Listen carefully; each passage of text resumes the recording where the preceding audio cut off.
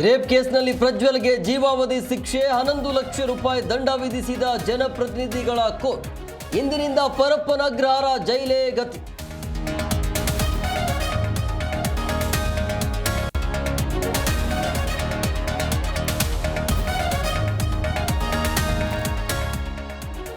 ಅತ್ಯಾಚಾರ ಸಂತ್ರಸ್ತೆಗೆ 7 ಲಕ್ಷ ರೂಪಾಯಿ ಪರಿಹಾರ. ಕೊನೆಯುಸಿರು ಇರೋ ತನಕ ಪ್ರಜ್ವಲ್ ಹೊರಬರುವಂತಿಲ್ಲ. ಎಸ್ಐಟಿ ಮುಖ್ಯಸ್ಥ ಬಿಕೆ ಸಿಂಗ್ ಹೇಳಿಕೆ.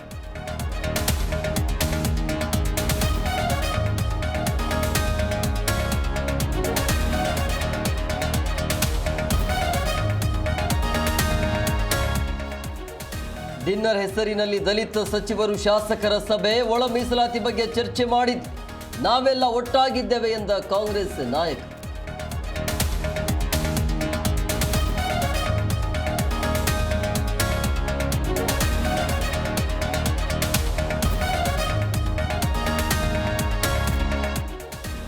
ಧರ್ಮಸ್ಥಳದಲ್ಲಿ 5ನೇ ದಿನದ ಶೋಧ ಕಾರ್ಯ. 9, 10ನೇ ಪಾಯಿಂಟ್ನಲ್ಲಿ ಪತ್ತೆಯಾಗದ ಕಳೆಬರಹ.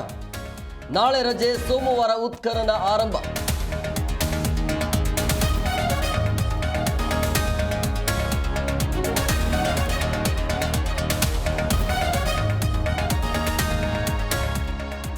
ಆಗಸ್ಟ್ 5ಕ್ಕೆ ಸಾರಿಗೆ ನೌಕರರ ಮುಷ್ಕರ. ಪರ್ಯಾಯ ವ್ಯವಸ್ಥೆಗೆ ರಾಜ್ಯ ಸರ್ಕಾರ ಸಿದ್ಧತೆ. ಖಾಸಗಿ ಬಸ್ ಮಾಲೀಕರ ಸಂಘಟನೆ ಜೊತೆ ಸಭೆ.